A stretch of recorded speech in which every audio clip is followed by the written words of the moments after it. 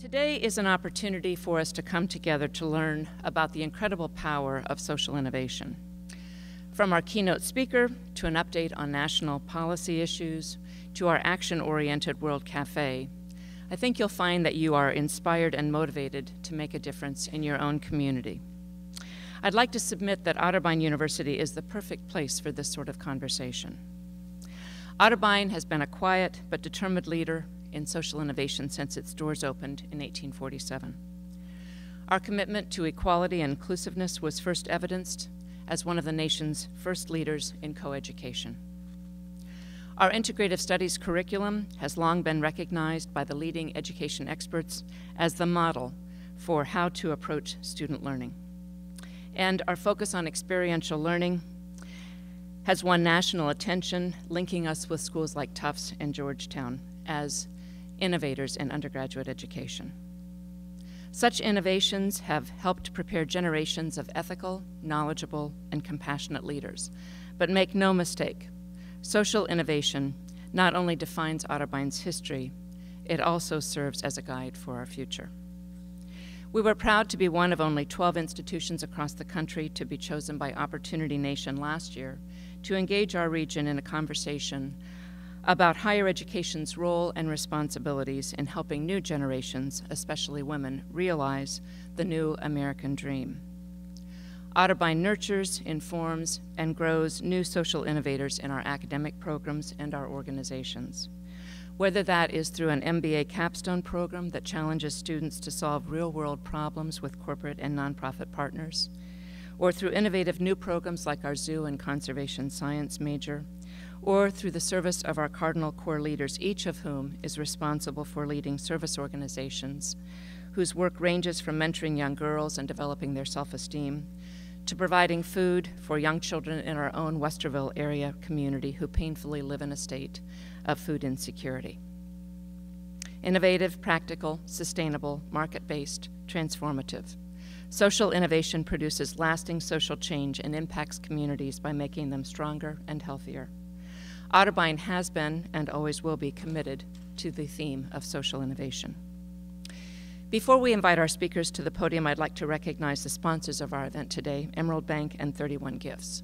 Joining us today is Steve Liebold, the Assistant Vice President and Branch Manager of Emerald Bank here in Uptown Westerville.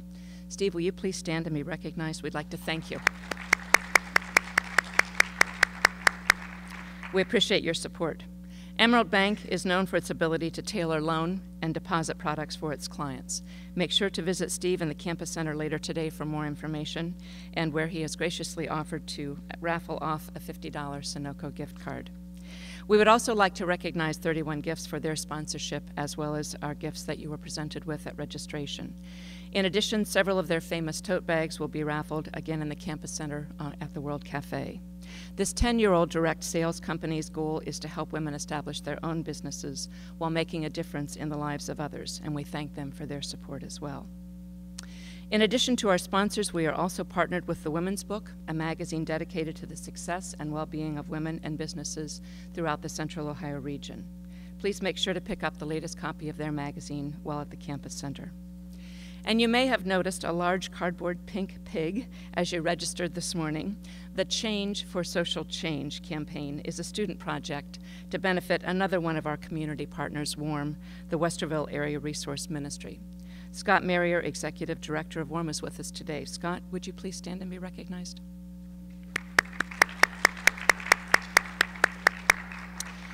We will be moving the pink pig over to the Campus Center later this morning so you can continue to contribute to Change for Social Change. I'd also like to welcome some of the members of the Otterbein Women's Leadership Network Advisory Council, and if you would please stand when I say your name, I would appreciate it. Jane Grody-Abel, Chairman of the Board of Donato's Pizza. Mary Navarro, Senior Executive Vice President, Retail and Business Banking Director for Huntington, and Susan Rector, Partner at Ice Miller. Thank you all for being here today. This talented group of men and women share their expertise and connections to open the doors and forge a path for future generations of female leaders in our communities. If you're interested in getting involved in this initiative, please see me sometime during the day. We also have some of our local elected officials with us. I'd like to recognize Debbie Johnson. Debbie is an Otterbein alumna, but she's also a city council member at Upper Arlington. Debbie, would you please stand? Debbie also serves as president of WELD, Women for Economic Leadership Development, another one of our key partners here at Otterbein in our Women in Leadership initiative. I'd like to thank you for being here and for your commitment to serving the public as a role model for our Otterbein graduates. When you arrived, you should have received in your packet a pink sheet of paper to take notes on that talks about big ideas and strategies and leadership opportunities. I'd like to ask you during our speakers' presentations if you could please jot down some key ideas, some notes, some insights that you glean from the presentations as we listen to them, and bring those notes with you then over to the World Cafe to spark some discussion there. So I'd like to proceed with our program. Just get your pink sheets ready. It's my pleasure at this point to introduce Michelle Galligan. Michelle started her career at Ernst & Young, where she worked on, as she puts it, all kinds of cool projects, from financial statement audits to SEC restatements to loan securitizations. Michelle is the proud founder and CEO of Via Vero, a unique firm that provides skilled accounting and finance project consultants to help clients seize significant opportunities and address serious needs. Michelle loves being an entrepreneur and thrives on the opportunity to be creative. Earlier this month, Michelle was selected by Columbus Business First to be among the latest group of up-and-coming professionals and community leaders as part of its annual 40 Under 40 Awards program. Michelle also serves as the president of Bad Girl Ventures Columbus. Please join me in welcoming Michelle Galligan.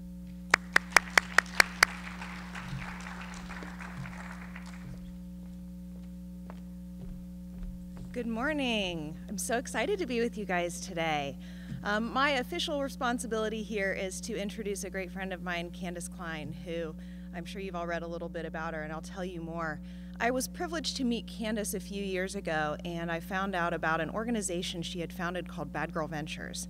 And the mission of Bad Girl Ventures is to really empower and uplift women by training them on how to start businesses and make them successful. And then we also offer a microfinance opportunity. So the top graduate of each of our classes receives a $25,000 loan to get her business off the ground. So I met Candace and heard about Bad Girl Ventures and said, why don't we have this in Columbus? And she said, well, I need a me in Columbus to run it. And then just looked at me. And so I said, you know what, I think I'm up for that challenge. So we started the process about a year and a half ago to raise the money to get the chapter off the ground. Proud to say we graduated our first class in November of last year. We have another class underway right now, and we'll be graduating in May. Some of the most just amazing, talented entrepreneurial women you'll meet. And if you want to learn more about it, www.badgirlventures.com. So let me tell you a little bit more about Candace. Candace Klein is the founder and CEO of Bad Girl Ventures, as well as SomoLend, which is social mobile local lending. Candace launched Bad Girl Ventures in March 2010 as a nonprofit microfinance organization focused on educating and financing women-owned startup companies. We have some really amazing things if you think about the purpose of this summit and really creating social change and impact. So in the first 2 years of operations, Bad Girl Ventures has received more than 2,000 applicants. We've educated over 500 businesses, financed nearly 50 women with more than $700,000 in funding for their companies, and created 188 jobs across the state of Ohio. So really just amazing kind of ripple effect that this program has created. Candace also launched SomoLend in May of 2011, which offers new solutions for small businesses to get the money they need to launch and sustain their operations. To date, SomoLend has partnered with KeyBank, the City of Cincinnati, and 41 other corporate lenders, and anticipates rolling out crowdfunding in early 2014, which we all have our fingers crossed for.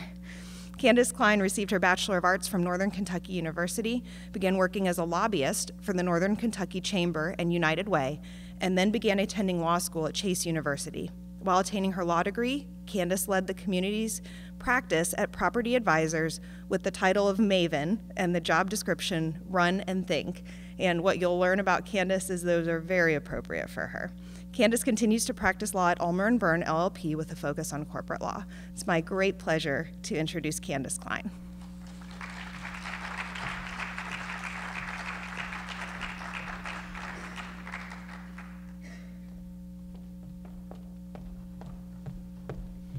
Good morning. How is everyone?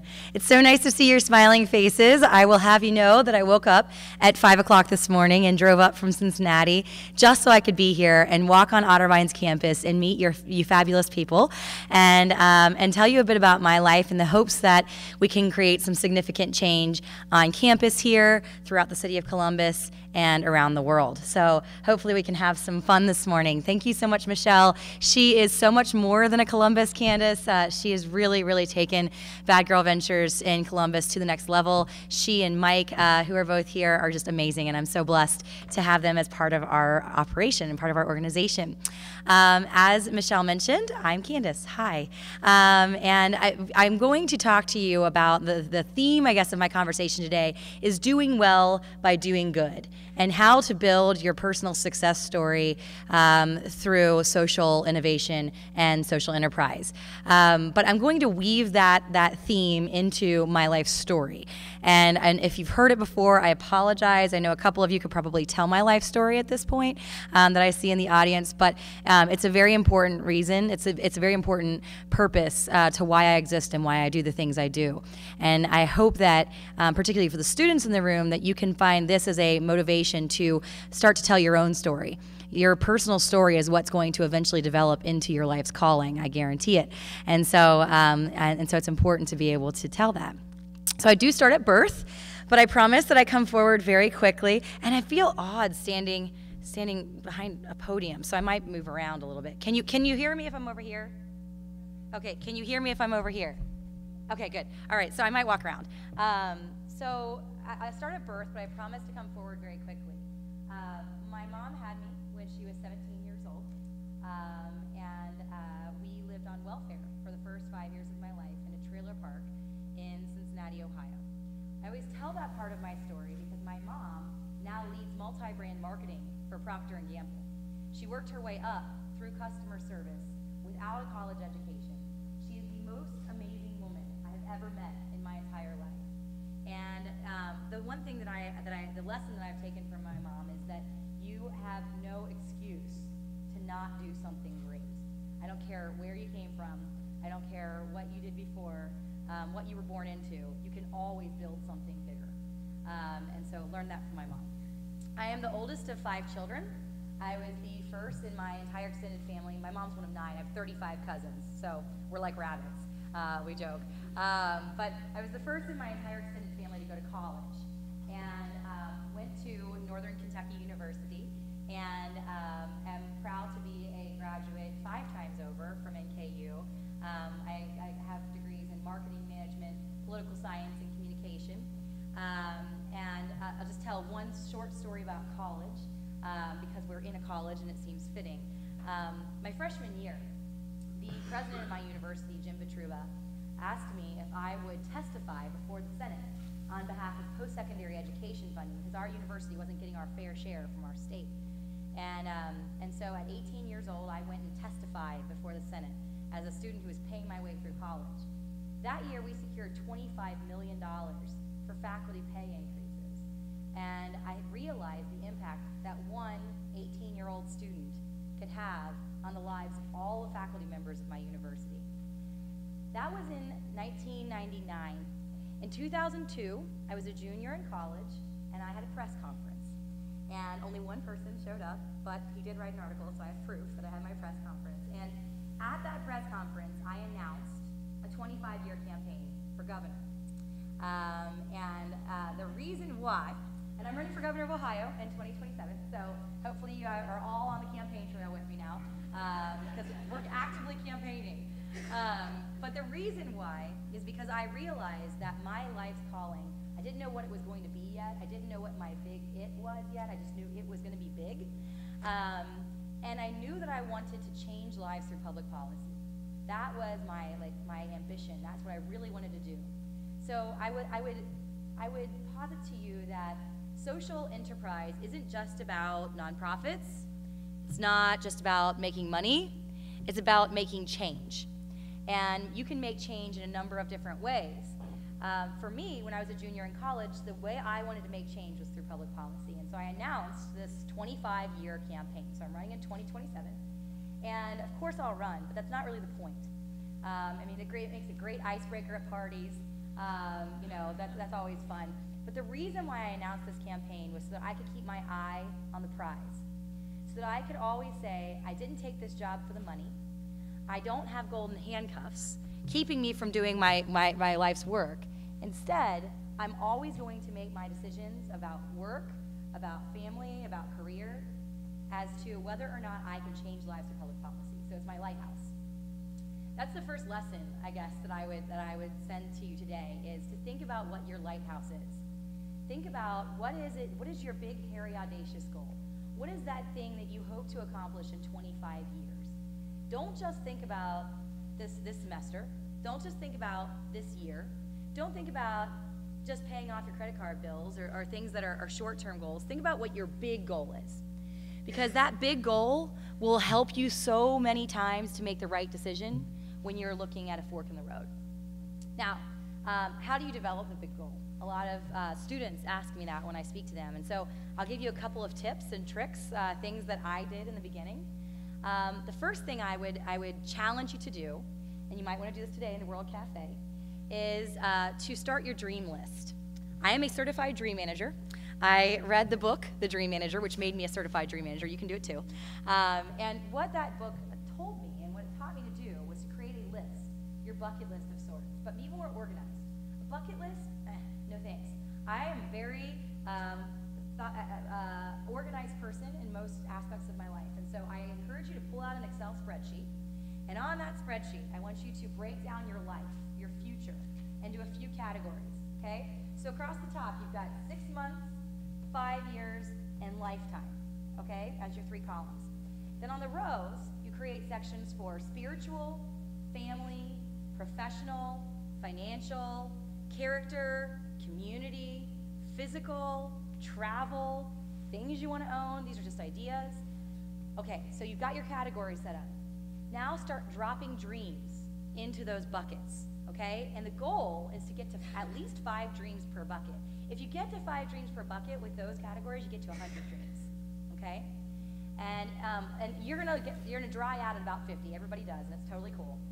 Don't get depressed. What you do when you run out of dreams is you share that list with the 5 people in your life that you care about the most: your parents, your siblings, your spouse, your best friend, and you ask them to fill in dreams, things you missed, things you forgot about, things you talked about when you were a kid but think now are stupid. Once that dream list is complete, then you start to think about, okay, who can I have in my life, who is in my current social circle or 1 degree removed, use LinkedIn for this, that can help me accomplish this dream, and put a person's name down next to every single dream. Guess what that's going to do? It's going to help you when you're networking, because when you meet that person, you may have never met them, the president of your Chamber of Commerce. When you meet that person, you can say, President of the Chamber of Commerce, your name is on my dream list. I hope to do these 3 things at some point in my life, and I think you're the person to help me with that. Guess what? The president of the Chamber of Commerce will remember you. And they will also want to help you accomplish those dreams. They've become invested. The other thing that does is it creates some accountability for you. So if you say, you know, it's my goal, this is one of my goals, so I'm putting it out there, guys, keep me accountable to this. My lifetime goal is to run a marathon. One of my 5-year goals is to run a half, and one of my 6-month goals is to run 2 5Ks. Okay, so I found the most athletic person in my social circle, and I said, make me do this, because I know I won't without your help. So if I see you guys in 6 months, I want you to ask me, Candace, did you run 2 5Ks? And the answer had better be yes. Okay, so that's the first lesson, is create your dream list. Now that also helps you to start working through which is going to be your big goal, which is going to be the big, hairy, audacious goal. You don't know necessarily yet. But once you start organizing your life and thinking about your dreams and ambitions, you'll start to see more focus.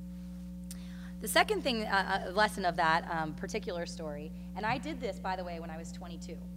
And that's why I started this campaign for governor when I was 22. It was one of my professional, community, and character goals.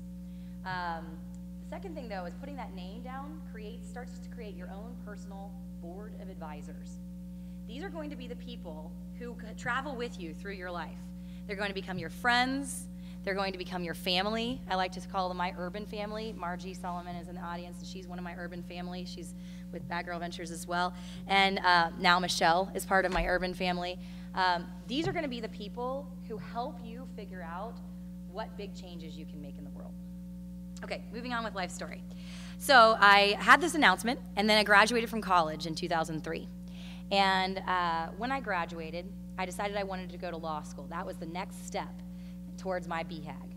And so I was accepted to Boston University and the University of San Diego.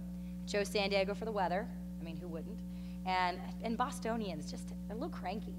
Bad weather all the time, I guess. And so I chose San Diego, and I packed up my Geo Metro to drive across the country. And in April of '03, I was diagnosed with ovarian cancer, stage 1A. And to be 23 and diagnosed with cancer is a pretty scary thing. And so I had to move home, back into my parents' house, into my baby sister's Barbie bunk bed. Major blow to the college grad ego. And I had about $35,000 I had saved up for law school. I spent it all on medical bills. I had no money, nothing left. And so I got my first job at my local Chamber of Commerce and went to the president, and I said, President, it is my goal, one of my life dreams, to go to law school, and you're the person who's going to help me get there. And he said, well, I wish I could help, but we don't offer tuition reimbursement. And I said, you don't have to pay, I just have to go for free. Let's figure something out. We can do this together. And so I said, you're the person who's going to get there with me, so we got to figure something out. And so he introduced me, again, to the president of my university. Jim introduced me to a woman on the board of regents at my university named Alice. And Alice is Alice Sparks. It's a fitting name. And Alice and I met for lunch, and I told her my whole life story. Woe is me. And she said, I don't care. I don't care about your life story because we all have a past. I don't care about your past. I care about your future. What are you going to do with the rest of your life? And I said, oh, well, that's easy. I'm going to change the world. And she said, well, how? And I said, well, first, I'm going to understand the law. Then I'm going to run a successful business. Then I'm going to teach others how to run successful businesses. And then I'm running for governor in 2027. And she said, well, okay, I'm going to pay for you to go to law school. This woman I had never met, after a 1-hour lunch, paid $40,000 for my law school education. Yeah, wow. It's amazing, right? And it was all because I had the dream list. I put Gary's name next to it. Gary introduced me to someone who got me to that goal. But when I asked Alice, this is something else I would always challenge you, is constantly be asking the people in your life how you can do something with their gifts. So I said, what can I ever do to repay you for this amazing gift? She said, find a way to invest in women, period. Okay, now I've got a goal. and you know, I've got an accountability partner. Alice expects me to find a way to invest in women. So I went to law school at night, and I worked during the day. And I guess I'll stop real quick, and this is another lesson that I would teach about doing well by doing good, is when someone tells you, here's a big problem, that's a great opportunity for you to try to find a way to fix that problem. When someone tells you, do something for someone else, and here's an idea, listen to it. Pay attention, write it down. Because I think often we are given cues by the people in our lives, by our mentors, by our coaches, by our peers, and we ignore them because we're too consumed with our own goals and plans for ourselves that we don't take the time to listen to good advice. So, I was going to law school at night, and I started working during the day for a local venture firm called Nair Holdings. It's in Cincinnati. And my boss is a great guy, but he never once invested in a female founder, a female CEO. And when I asked him why, he said, well, why would I bother? They don't exist. And he said, you know, if they do come forward, they never come forward. And if they do, their business plans are half-baked, and their growth strategies aren't aggressive enough. And I thought, that is embarrassing. Now, because Alice had given me this charge, I started doing research. I really wanted to understand women, investing in women. That's what she said to do, right? So I just Googled investing in women. And what I learned is that women now represent nearly 60% of all privately held companies in the United States. Yet we have access to less than 5% of traditional capital and less than 3% of venture capital. It's a huge problem. It's a huge disparity. And so I thought, okay, there's something to be done here.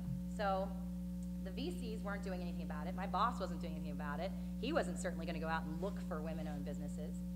And so I thought, okay, well, if no one else will invest, I will. Can't be that difficult, right? Okay, it's a little bit more difficult than I originally thought. And one of the things I'll tell you too, and this is another lesson, is don't expect anything big to be easy. If it's big enough and important enough, it's going to be extremely hard to do. If it was easy, everyone else would have done it. And so I deal daily with really big challenges. And some of them they really crush me to my core. They make me question my leadership skills, my abilities, whether I'm doing things for the right reason. But the reason why I get those challenges, those really big, painful challenges, is because I'm doing something big. And so that's what keeps you going, that big, hairy, audacious goal, right? As long as I know I'm changing lives through public policy, I know that I'm doing the right thing. So I said, okay, well, if no one else will invest, I will. I will be the investor. So I started Bad Girl Ventures at a group called Ignite. Ignite Cincinnati. I think there are Ignites all over the country. I'd encourage you to look up Ignite or TEDx. Both of them are very similar type of things. These are great things for you to attend, to hear about other people who are doing big things. One of the things I'd encourage you to do is as you're building out your personal board of advisors, build your board of advisors out with really big people, with people who are doing things you admire. And one of the things I always do is I surround myself constantly with entrepreneurs. As long as I'm around innovative people, something is bound to happen. Something cool is bound to happen. And so surround yourselves with people like Michelle. And I mean, she is a great mentor, and she's right here in your own town, so take advantage of her. So at Ignite Cincinnati, I announced I'm starting a company today, and I pulled out a check for $500, and I said, I'm starting Bad Girl Ventures. This is a microfinance company that's going to invest in women-owned businesses, and I need your help. And I said, I'm having lunch next Thursday. I hope you all come. Well, it ended up on the front page of my newspaper the next day, which was to my law firm's chagrin that I was working at the time, because I didn't like the name Bad Girl Ventures. But I had 188 people call me in 24 hours. And I thought, oh, I can't afford to pay lunch for all these people. So what I did is I picked the most influential, innovative, well-known, credible people out of that 188 and invited them to lunch. As a side note, I will also say that the law firm that I was at, this is not Ulmer & Byrne. Ulmer & Byrne is fabulous. But the law firm I was at previously the partner called me into his office, and he said, Candace, I read the newspaper today. You need to change the name of your business. And I said, oh, that's unfortunate. Why? And he said, well, you're working for the longest running, oldest law firm in the city of Cincinnati, and we have a reputation to uphold here. And we don't want any association with bad girls. And I said, okay, let me sleep on that. I came back the next day and I said, listen, I am a very credible person, and I'm putting my personal and political capital behind this brand. I am not trying to do what everyone else has done in the past. I'm trying to tap into a very unique woman, a woman who's bold and brave and willing to take risk and fight for what she believes in, and yes, think outside the lines. And I can't get that with any other name except for Bad Girl Ventures. So I'm not changing the name. And if you need to fire me, because he did say my job was on the line, go ahead. Let's see what the press does with that. So I didn't get fired. They were great. They let me move forward with BGV. And what I did do, though, because all feedback is important feedback, right?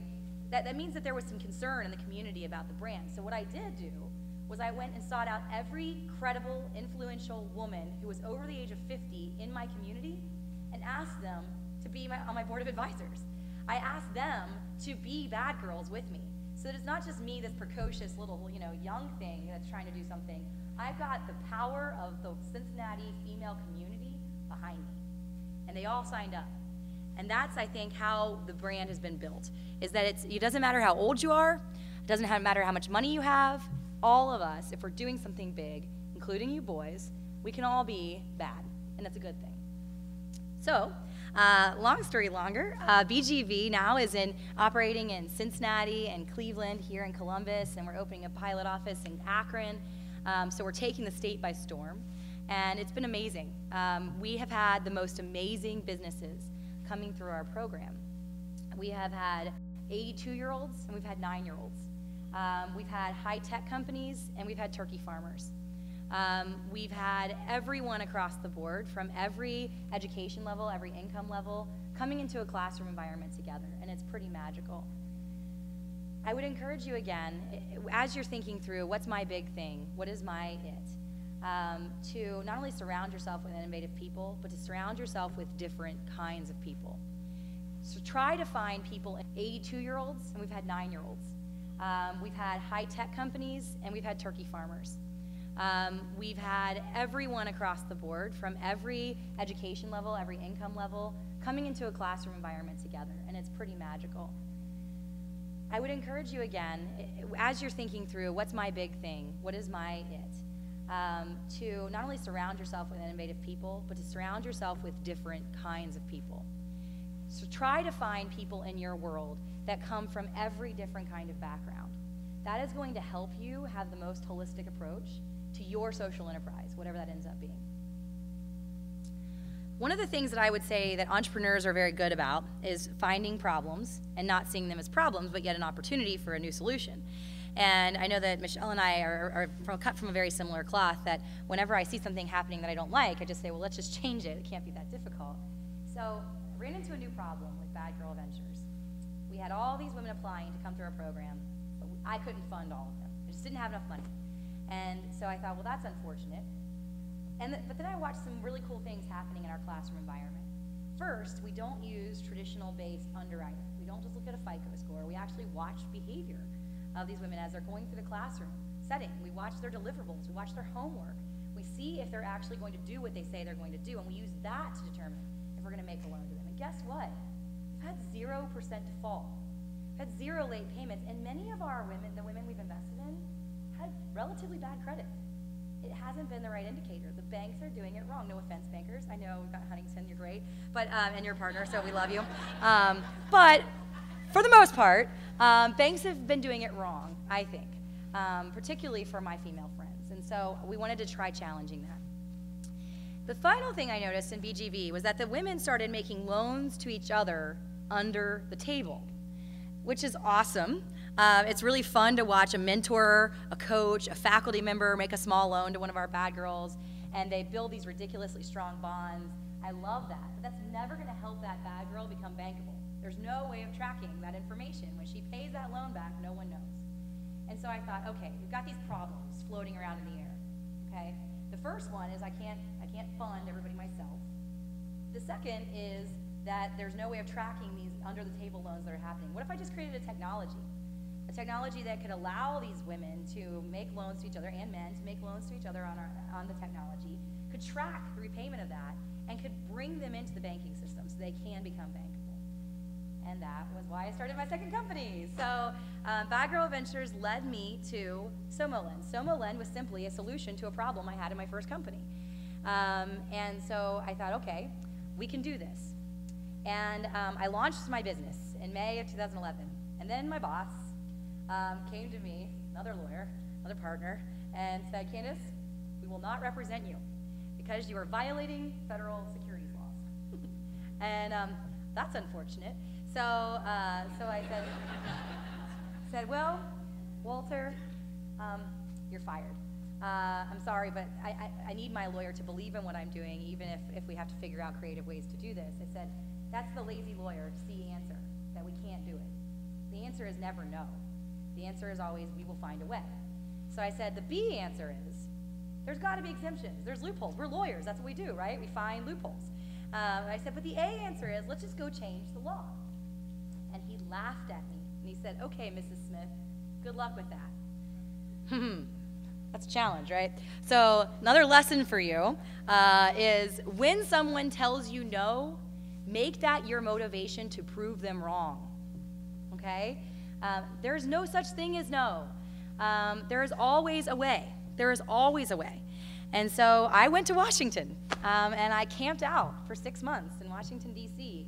I slept on the floor of Congressman McHenry's office for several days, which I don't think he really appreciated, but I was too poor to pay for a hotel. So, and we worked on a piece of legislation that was called the Entrepreneurs Access to Capital Bill. That's how it started. That bill became the Jobs Act. And the Jobs Act is what is legalizing crowdfunding that gives people an opportunity to build wealth, to actually get a return on investment by investing in businesses you already know, and trust, Kickstarter, but with a return on investment. And we passed that law. There were 5 of us, 5 people who wrote this piece of legislation. And all of us were under the age of 50. Kind of crazy, right? That 5 people can have that kind of impact.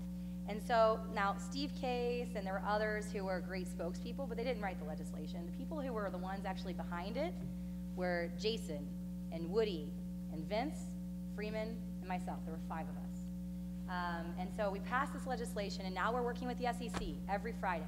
I'm meeting with meeting with Chairman Walter. I'll be meeting with Chairman White.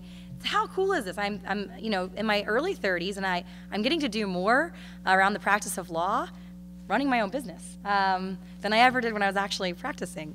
And so we will make crowdfunding legal. And I like to say that I think this is the suffrage movement of our generation. Democratizing access to capital for small businesses. And it is the most exciting thing I've ever done in my entire life. And it all started because of Alice Sparks. And it's to this day, she and I we have dinner once a month, and she gets interviewed by the media all the time, because she's now invested in a bunch of other people. She's paid for like 10 other people to go to medical school and law school. And they always say, well, what's been your greatest investment? And she said, Candace. I get a return on investment all the time with her, because look at all the things that she's doing. And so I think there is a lot to be said for knowing what your lighthouse is up front, communicating it to everyone you know, asking for help, and listening to advice when it's given to you. There's always a good piece of advice in this. And so what's next? Who knows? I see lots of problems now that need to be fixed as a result of working in Washington, D.C. I think that there are a lot of opportunities to make some big changes. I have about 37 other business ideas now, but one at a time, focus. That's what my investors say. But we've, in my second company, which is a for-profit business, we've raised $2.2 million from angel investors in the state of Ohio. How cool is that? So 2.2 million George Washingtons think that this is going to change the world. That this is going to be a really big thing, and this isn't just another widget. And I think the reason I was asked to come to Otterbein and talk to you today was because, I encourage all of you to start your own business if you can. Think of ways that you can apply your unique skills and abilities to solve a problem. But if you can, try to change the world in the process. Try to do something really big. Because, we only have one life. Why would we want to waste it doing small things? And so I haven't figured it all out yet. I will make a lot of mistakes in the process. But what I think is the overlying message today is, as long as I am clear in this big vision and this big communicating what I'm trying to do in the world, I believe that everything will fall into place. And the people who are in the room who know me will tell you, when it comes to the details, I suck. I'm not very good with details. But that's what you surround yourself with other people for. You surround yourself with the detailed people, and that's just not me. So I am honored to be talking with you. My life story is one that I hope brings value to your day. I hope this inspires you to start thinking about your big things. I hope that you start to build your own dream list, your own personal board of advisors, and you start thinking a bit bigger as a result of coming here this morning. I will take a couple of minutes to answer questions. Kathy, do you want to come up?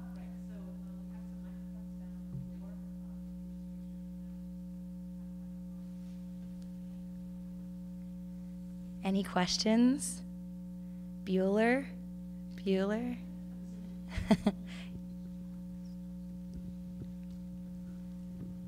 Hi, my name is Lily Cavanaugh, and my question is in regards to the new American and immigrant women.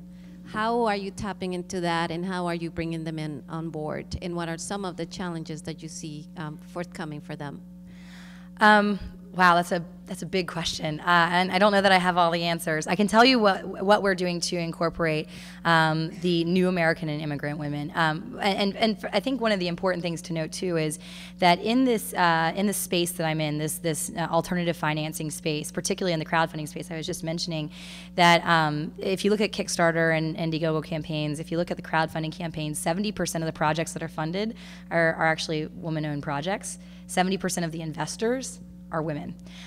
So that's an interesting side note. One of the things that we've noticed, I've been lucky enough to meet Vidar Jorgensen, who is the CEO of Grameen Bank, America, Mexico, and China. And Vidar is on my board of advisors for my second company. And one of the things that we've noticed is that among female entrepreneurs, the lowest default rates are actually with immigrant population. So the immigrant female is the safest bet for investment. And so I think there is really some big things that can be done around that. As an angel investor, I'm seeking out the population now.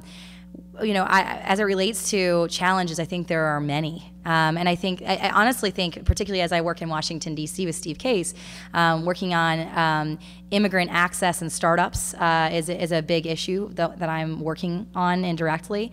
Allowing for visas for immigrant, not just women, but immigrant men and women to be able to work with startup companies because startups can't afford to sponsor typically the immigrant population.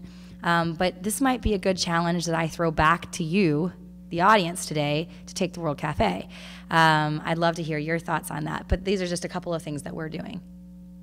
Other questions? Yes.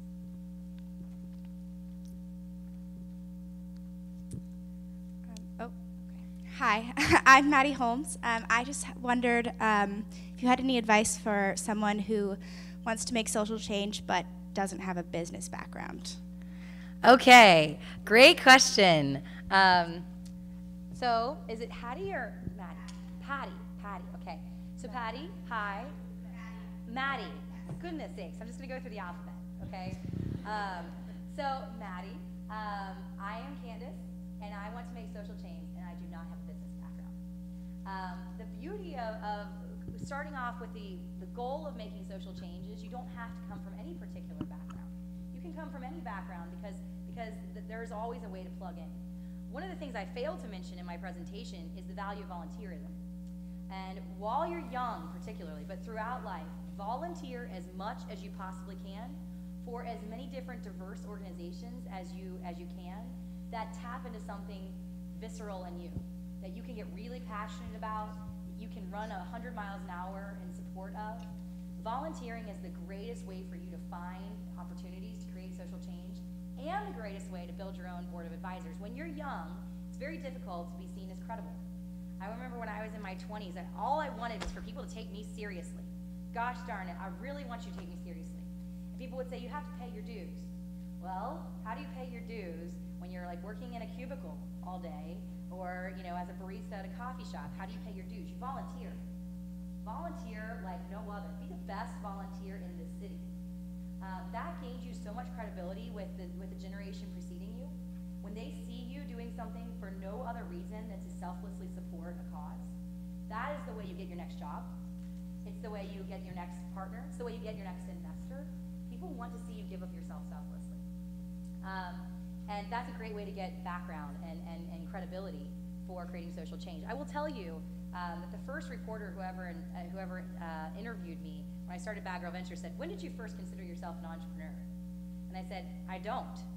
I consider myself a leader of social change. And at some point along the way, I realized I am an entrepreneur, maybe 2 businesses in, but I never saw myself as that in the beginning. And I didn't have a business background. I only saw myself as a person who wanted to create social change. I don't know if that helps, but volunteer, that's a good one. Yes, other questions?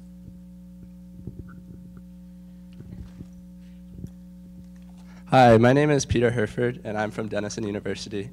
I'm a political science major, and I saw that you also got a degree in political science. Has that helped inform your journey in any way? Absolutely. I will say any degree is only as good as you make it. So because you are a political science major, I would encourage you to get actively involved. whether that be in campaigns, whether that be in specific issues.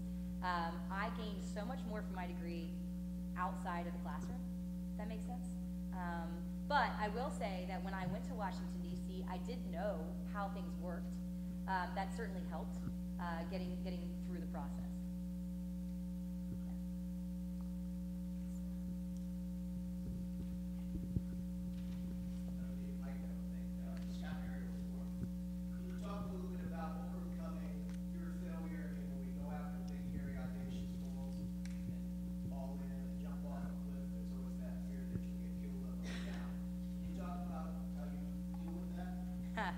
How do you deal with failure? Ugh.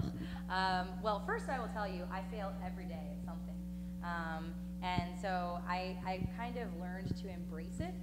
I am just joined a group called Entrepreneurs Organization, EO, and one of the things, a piece of advice that one of my peers gave me was accept the outcome, just accept it. That there's going to be things that don't go your way. There are going to be things that frustrate you, obstacles that seem impossible to overcome. Just accept it. Accept, there are going to be times that you're not going to be the rock star you think you are. There are going to be times that you disappoint yourself, that you let yourself down, that you might see failure. But what I would encourage you to do is today, side note, I have to give a story real quick. But I had a professor in college who, he held up a pen every day in class, and he said, "What is this?" And we all said, "That's a pen." He said, "No, it's not. This is a cow." And we said, "No, that's a pen." He said, "No, I'm going to teach you about the arbitrariness of words. This is a cow, and I don't want to ever hear it be called anything but a cow for the rest of the semester." I still, to this day, call them cows. And the reason why I think he said that in class was you assign your own lexicon. You assign your own vocabulary. If you start using the word failure, you'll start to fail. If you start concentrating on fear, the fear that you have is what's going to happen. I read a book called The Secret, which, it's kind of like chicken soup for the teenage soul or whatever, but I will say that when you focus on the end goal, that's why that lighthouse is so important. Because if I only was concerned about this week, oh my God, I would have quit by now. There are so many things that are frustrating, that cause stress, tension. God, managing employees. God, I have a failure every day managing my employees. But that lighthouse is the reason that I'm able to overcome. The end goal is too important to quit. And so I'd encourage you to remove the word failure and say, okay, this is just another lesson. This is another opportunity to grow. And this is another person in my life who's going to add value to that end goal. Yes.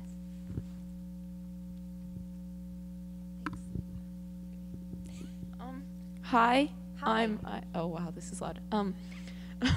My name's Myra Baker. I'm still in high school, and I would just like to know, how would you encourage me, someone who still has high school and grades and all that fun stuff, to go out there and start working towards their bigger goals and working for it? You said your name's Myra? Yeah. Okay. I don't want to mess up like I did with Maddie. Myra, first of all, how awesome that you're here and you're in high school. Holy cow, you're being started so much earlier than the rest of us. That is awesome. That's awesome. I would say you are never too young to get started. Start that dream list today. Start reaching out to mentors and advisors today, and start volunteering today. Those are the best 3 ways to get started. And I'll just tell you, I wasn't lying. I always talk about my 9-year-old, but one of the bad girls who went through Bad Girl Ventures was a 9-year-old turkey farmer named Rosie Dean. And her parents were pig farmers, and so she went to the restaurants all the time with them as they were selling their pork to the restaurants. And the restaurant said, "Can you figure out how to get me a smaller turkey? Because we want to add turkey to our menu, but we don't want to spend hours cooking a turkey." So she started researching and found this breed of midget whites, which are tiny little turkeys, little baby turkeys. And so she asked her dad if they could buy a handful of these midget white turkeys and start raising them on the farm. She just made $250,000, and she's in 4th grade. So you're never too young to get started. She heard a problem, and she fixed it. You can do a lot of these things no matter how young you are. You can get started today. Yes?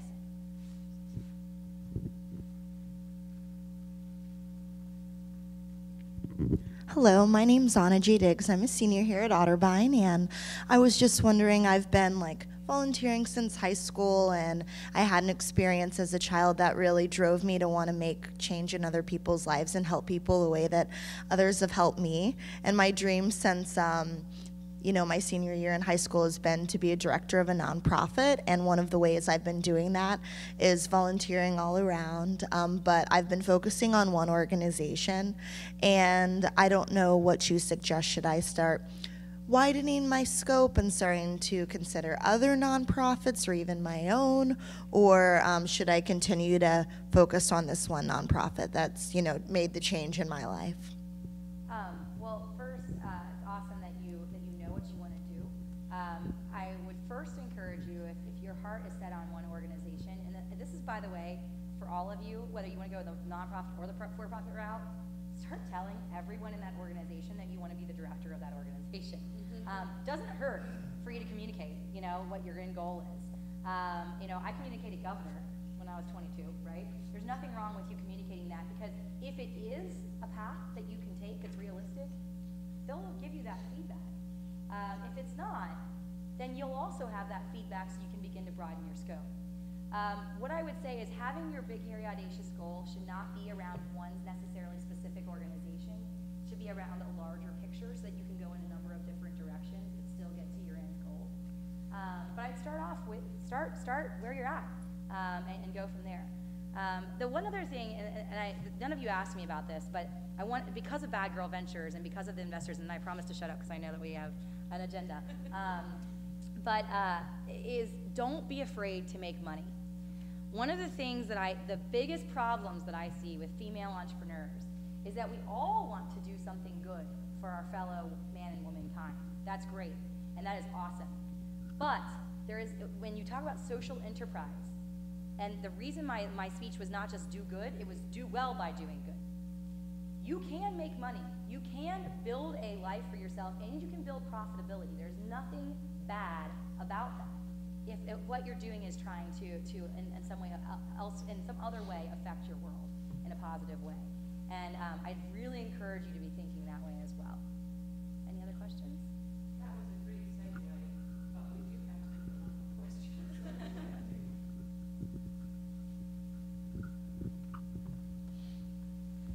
Thank you.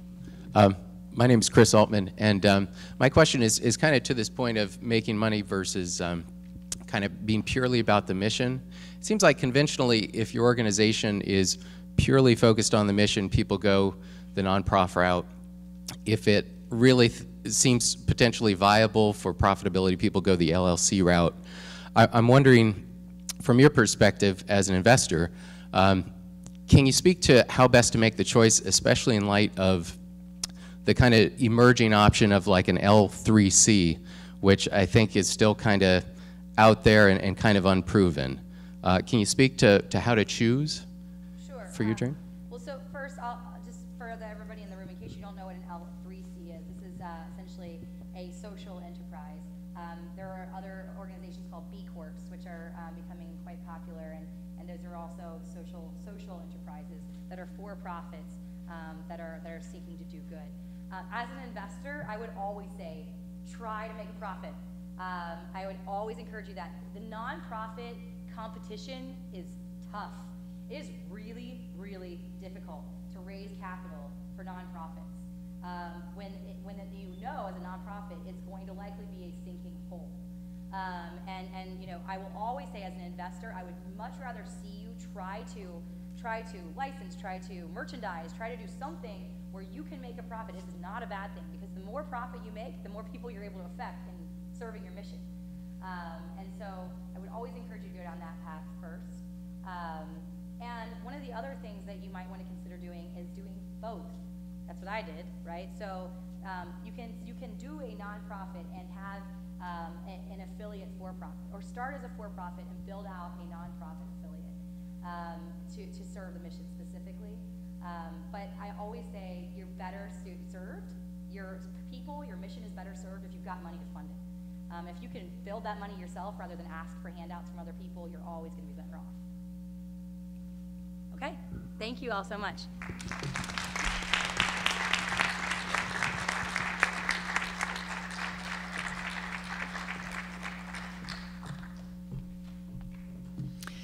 So I told you would be inspired. Candace, thank you very much. We're going to move to the second part of the speakers now, and to do so, I'm going to introduce Mary Navarro. Mary is a member of our advisory group on the Women in Leadership Advisory Council. She is also Senior Executive Vice President, Retail and Business Banking Director for Huntington. With more than 35 years of banking experience, she's responsible for the bank's branch delivery network of 650 branches across 6 states, business banking, marketing, online banking, call centers, card products, ATMs, and deposits. That's quite a portfolio, Mary. Prior to joining Huntington in 2002, she served as Executive Vice President and Eastern Region Retail Manager for Bank One Corporation. Another early starter, she began her career as a teller at the age of 16 when she was still in high school in Michigan. She still spends at least one day every year running a teller window and learning from the branch colleagues what needs to be improved. Mary currently serves on the boards of the Consumer Bankers Association, YWCA of Central Ohio, and Recreation Unlimited. Mary's also the Director Emeritus of the Red Cross of Greater Columbus. In 2006, she was recognized by the YWCA of Central Ohio as a Woman of Achievement. In 2011, Mary was named the 15th most powerful woman in banking. She was also named one of U.S. Banker magazine's 25 Women to Watch in both 2006 and 2010. I am delighted that she has agreed to serve on our advisory council and is helpful to us each and every day. So please join me in welcoming Mary Navarro. Mary?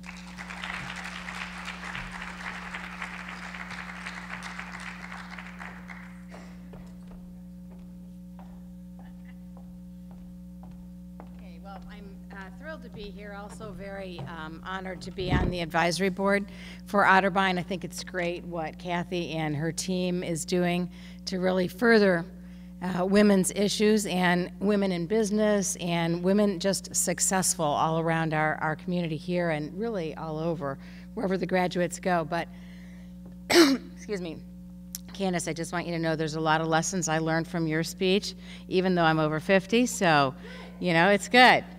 I kind of wish I'd heard it all a little bit earlier.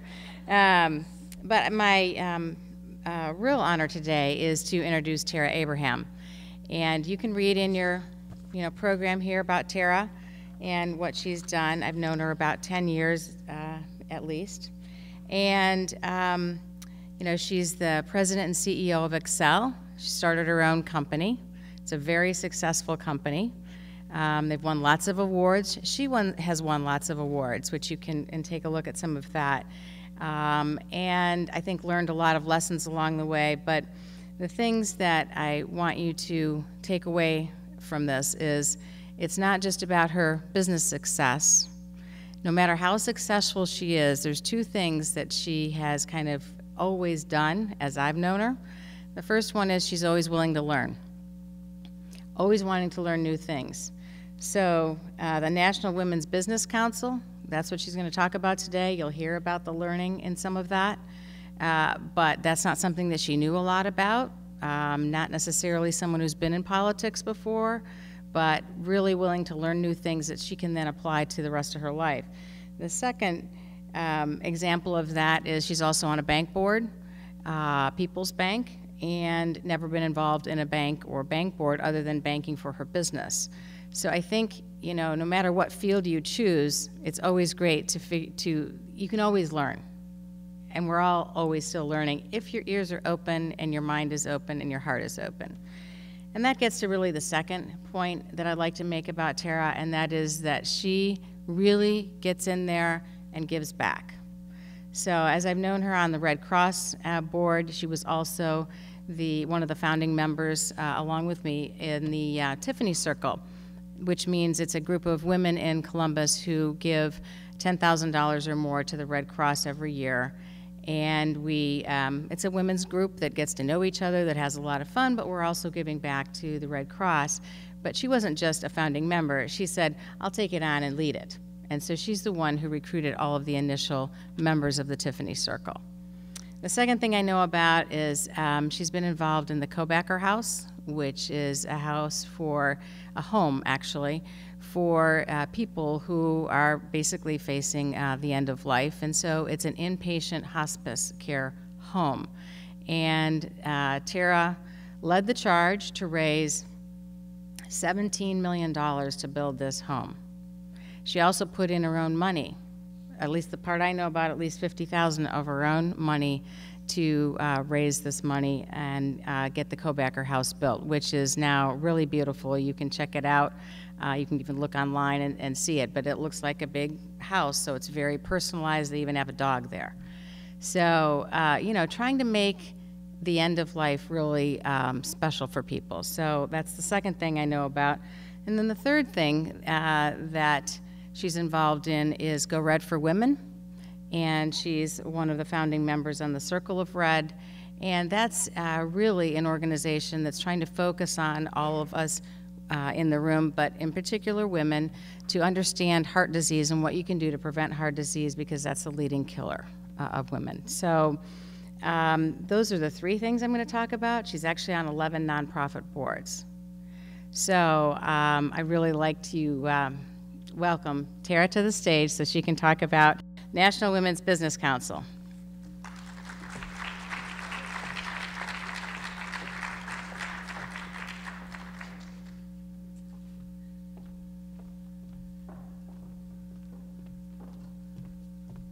Well, good morning, everyone. I'm not a morning person, so this is getting up at 6 a.m. was hard for me, but Candace, you got up at 5, so you win. Normally when I speak, and I have some friends in the audience, I see Jane and I see Susan, and so thank you for getting up and coming as well. I talk about my business.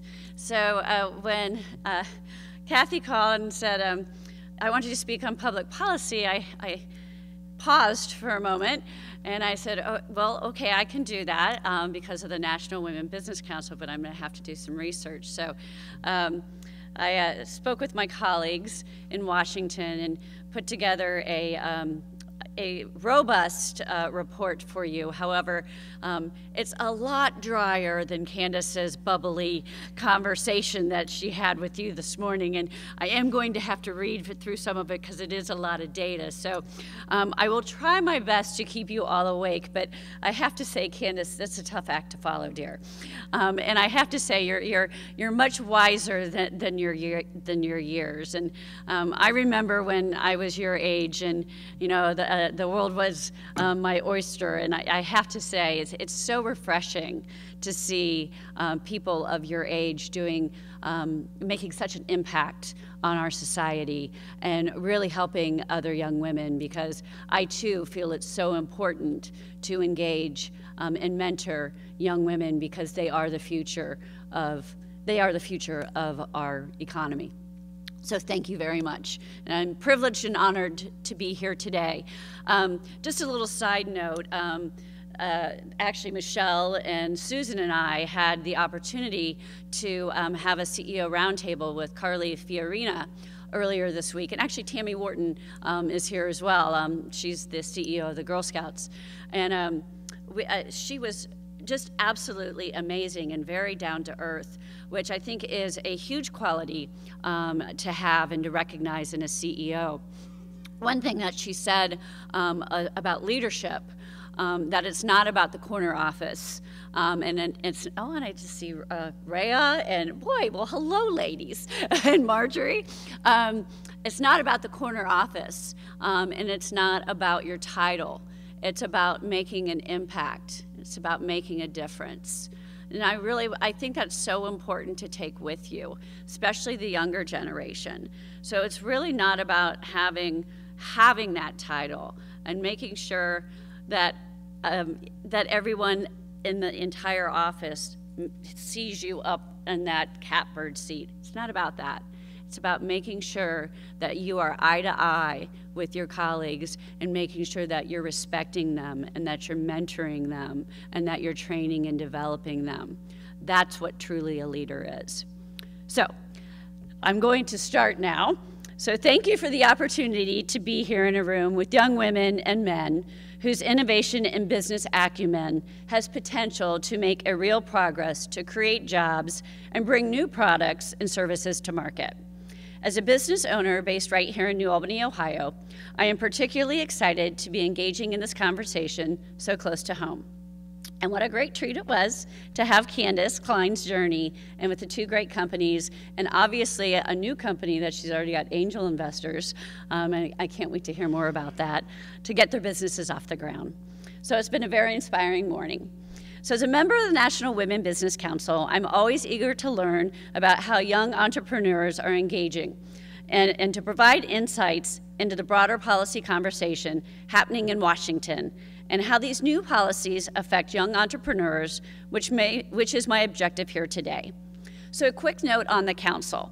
We are a federal advisory council of 15 women business owners from across the country, and we serve as trusted advisors to the President, Congress, and the United States Small Business Administration on issues that affect the growth of women-owned businesses. I represent WBENC, which is the Women Business Enterprise National Council. We have 11,000 women business members, and I actually am in charge of the forum, which is the voice of all of the women business members. I also sit on the National Board of Directors, and there's also 297 corporate members.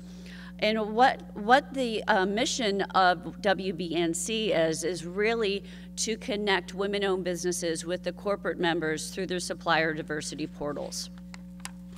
So NWBC analyzes programs and initiatives in both the public and the private sector that affects access to capital, access to markets, job creation and growth, and access to training and support for launching new businesses. We take all that and make sound recommendations and considerations for policies that we feel can move the needle for women entrepreneurs. We also have a robust research agenda. Last year it was all about the trade and patents, and this year it's really based on access to capital and then the census. So in fact, over half of the budget is dedicated to research on issues that have potential to increase economic participation for women. So we also look at the motivations and performance of women business leaders and analyze those strategies that are working in order to formulate policies and replicate those models to increase their chances of success. So please go to the website, which is www.nwbc.gov. And there's also materials that I brought here today. So we have our annual report, as well as, I think there's a couple sheets on the data. Well, it's not moving. There we go. There's on the council, and then there's the websites. But I'm gonna share some of the data. So, because it provides a nice snapshot of the entrepreneurship in the country as a whole. And since Candace has motivated you and provided some information on how to start your business and resources available to you, I'd like to break down the realities of the landscape in which you'll be running your businesses or social enterprises, so you have a good understanding of what's already out there. I'll show you a few of the national numbers and trends, and then I'll speak more about the national policy issues as a whole. But given that I'm from the NWBC, I have a few highlights about the women-owned businesses in particular. And a footnote before I get started, the last census was done in 2007, so some of the information is dated simply because it just is.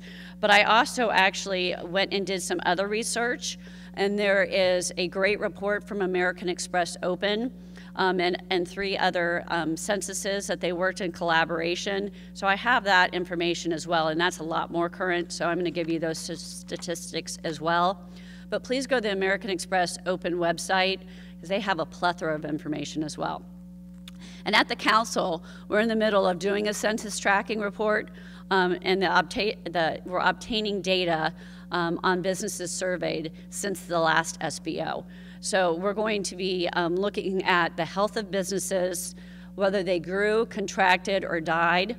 And this recent data will then be from 2010 and 2007 to 2010, and I have some of that data as well. And we're gonna be really looking at how that fared in the recession. So regarding Ohio, all the stats that I'm going to be talking about are from the SBA Office of Advocacy and from the Ohio State Profile Report from 2011. This is kind of dry, but you at least need to understand where we are now and where we're going. So the fact is, small and medium-sized businesses that are privately held contribute significantly to the entire U.S. economy. According to the last census survey of business owners in 2007, there were 26.3 million privately held firms in the United States. These firms employed over 57 million million people, which accounted for almost 50% of the employed workforce. These private firms also earned $11 trillion in sales, a substantial contribution to our GDP. In fact, 7.8 million firms were owned by women, accounting for 30% of all of the privately held U.S. firms. Women-owned firms had sales receipts of $1.2 trillion, and those businesses had paid employees, had 7.6 million workers. Additionally, the number of women-owned businesses has grown over time between 1997 and 2007, and that grew 44%, twice as fast as male-owned businesses, so go women. And that added roughly a million jobs. So in part, this is because women-owned firms were most likely to be in industries that experienced job growth, such as healthcare and education services. And one thing that Carly had said was that in the next 10 years, that aerospace and healthcare and biomedical and IT are going to be the 4 industries that are going to continue to see growth. It's also important to note that during that same time, the number of those businesses owned by minority women increased faster than owned by non-minority women. So I thought that was an interesting note. Now, the information from American Express Open stated that there are currently 8.3 million women-owned businesses. So this is from 2012.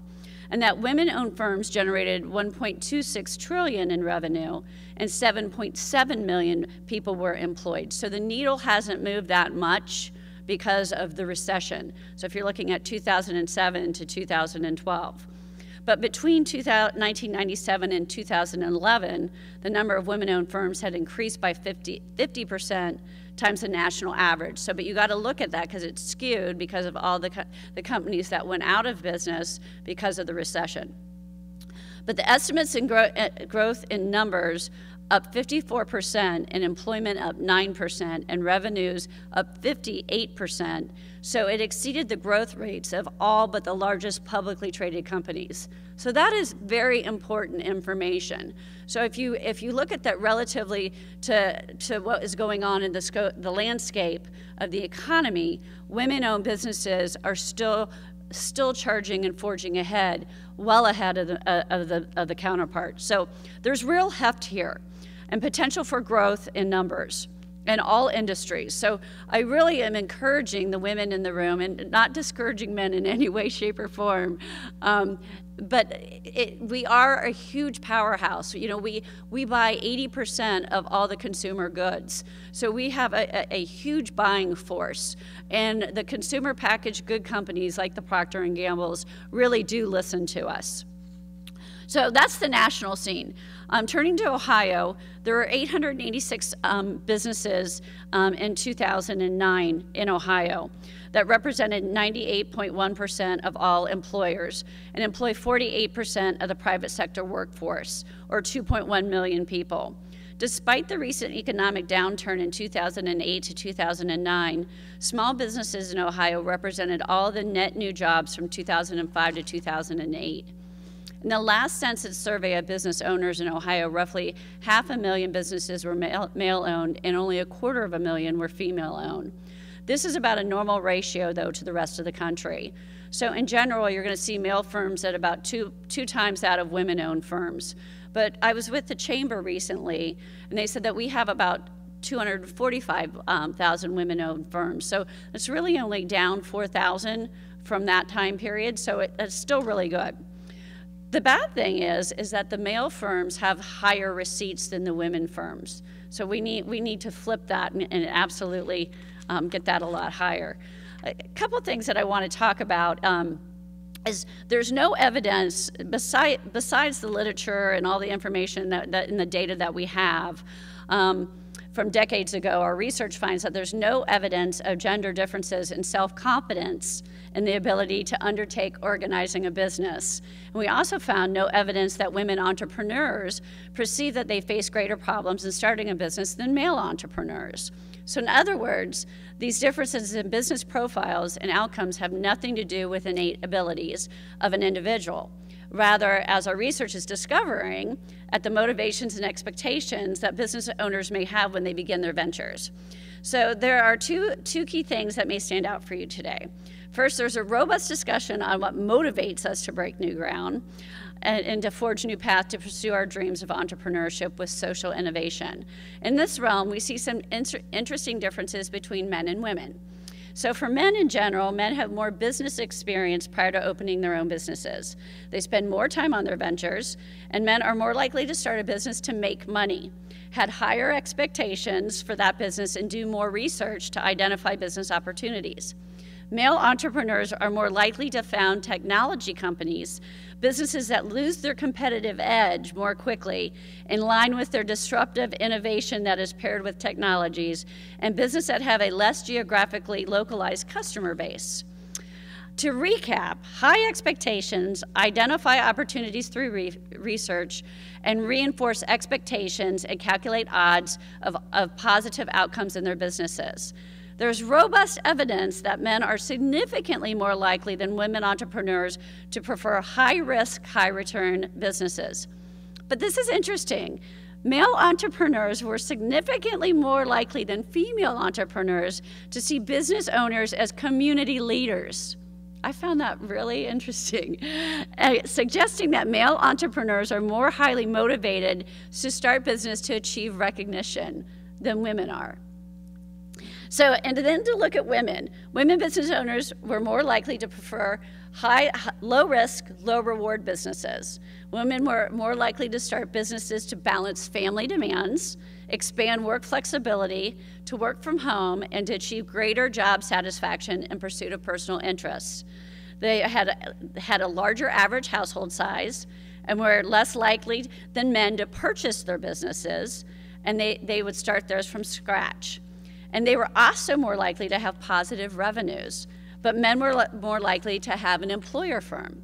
Women seem to not be as willing or able to pursue venture capital or external sources of funding. So the second word that's going to stand out today is resources. And Candace spoke about this in depth, and God bless you, because we do need more funding for women-owned businesses. That is one thing that I hear all the time at NWBC and at WeBank and all the other women organizations that I'm part of is access to capital. So the tools that entrepreneurs use to take their dreams and turn them into reality. So there are some interesting differences between women and men.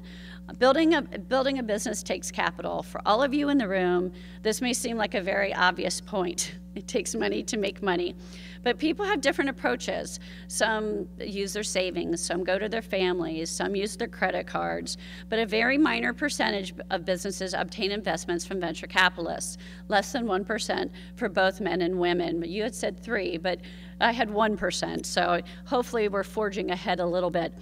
More often we find that women pursue capital through debt financing more than equity financing, which I find interesting as well.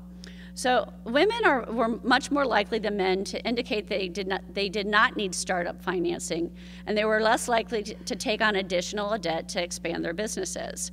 So roughly 68% of women-owned firms had sales receipts in less than $25,000, compared to 46% of men-owned firms having the same amount of sales. Only 3.7% of women-owned firms had receipts of $500,000 or more, whereas 11% of men-owned firms were in the same category. So that's disparaging, and it's very, very upsetting because there's so many wonderful women businesses out there that just don't take the leap, and you need to take the leap.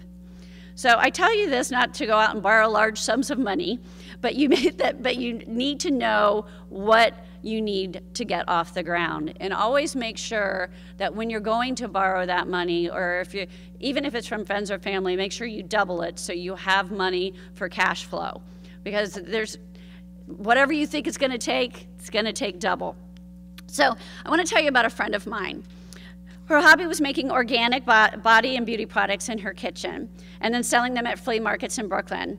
After demand for her products spread via word of mouth, she founded a beauty products company in honor of her mother. Her mother was her first person to encourage her to sell her products outside of her family and friends. After a couple of years, my friend received notoriety from many organizations and magazines and from some celebrities, eventually ending up featured as one of Oprah's favorite things, which catapulted her business into prime time. She pulled together money to put together a commercial storefront and moved her production out of her house. But she still needed capital to really launch her company. For my friend, private equity was her best solution. So she went to a celebrity investment team and she actually raised the capital. My friend is Lisa Price, and she is on the National Women Business Council with me, and she is the founder of Carol's Daughter. And it is a $36 million company today.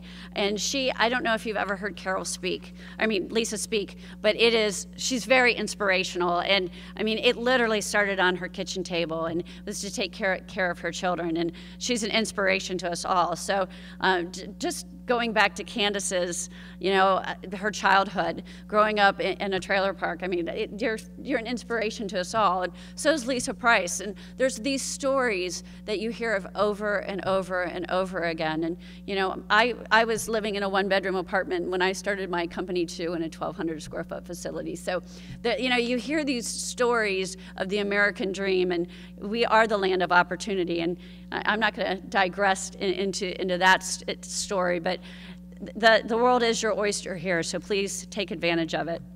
So anyways, you followed along with all this data, so I am now getting to public policy. So to explore what has happened to entrepreneurs over the past few years, as well as to pay attention to what's in the year ahead. I mentioned in the beginning of my remarks about conducting cutting-edge research for NWBC. We also monitor legislative processes to ensure that we're advocating for policies that support the growth of women-owned businesses. So you may have heard the catchphrase, there are two things you don't want to see being made. One is sausage, and the other is legislation. So, which reveals the complexity and the occasional unappealing process behind both. In the past few years, we have seen that major legislation for small businesses has come in both large and small sizes, and we would expect that trend to continue. Given the current political dynamics in Washington, there are a few bills that make it through committees and floor votes in both chambers to the president's desk. If you follow the news currently, you will see that immigration, gun control, and the federal budget top the White House and congressional agendas. Any other issues that members of Congress and committee chairs wish to address tend to be tacked on to major pieces of legislation as amendments. And this is a case with most legislation coming out of Congress. Either there's a large bill on the topic, or the issue is addressed in an amendment. In the past two Congresses, we have seen both versions of legislation to address small business concerns. In early 2011, during the Congress, there was the Jobs Act, or Jumpstart Our Business Startups Act, a major piece of legislation focused on making it easier for small businesses to raise money by easing securities regulations. We'll talk a bit more about a major provision called crowdfunding in a moment. I didn't know Candace was going to talk about this, but I will breeze through it since she did. But the other way legislative changes are advanced is through amendments, which I had stated. And last December, we saw a very small amendment to the National Defense Authorization Act, which funds the Department of Defense and Veteran Affairs. This small amendment had a big impact on women-owned businesses. Some of you might know that the federal government buys a lot of goods and services every year. And to encourage competition and the health of small businesses in the national economy, the government has certain goals to procure for small businesses overall, and from different types of businesses in particular. For example, each agency needs to procure a certain amount of goods from veterans. So until last December, there was a cap on the size of contracts that they could award to women. And now that they have lifted that cap, thanks to retired Senator Olympia Snowe from Maine. So this was a huge win for women. And you may not have heard a lot about it because it wasn't an amendment to a previous bill. Crowdfunding, on the other hand, did get a lot of exposure in the Jobs Act and will continue to play a big role in your lives, especially the younger generation. But quite frankly, it's going in the young entrepreneur, but it is not discriminatory to the young entrepreneur. It's really opened up so many doors for any age category. And for those of you who don't know, one of the most exciting part of the Jobs Act was the loosening of investment restrictions for small businesses.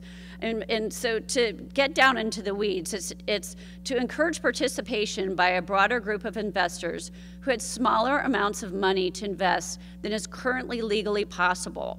Many are hoping that these rules change will jumpstart the crowdfunding industry and make more money available to entrepreneurs and startups. So currently, crowdfunding is a new method of raising capital where companies or organizations can receive donations from the public, who in exchange can receive a non-monetary reward related to the project, like a t-shirt, pre-release CD, credits, or unique experiences, instead of a monetary return on their investment.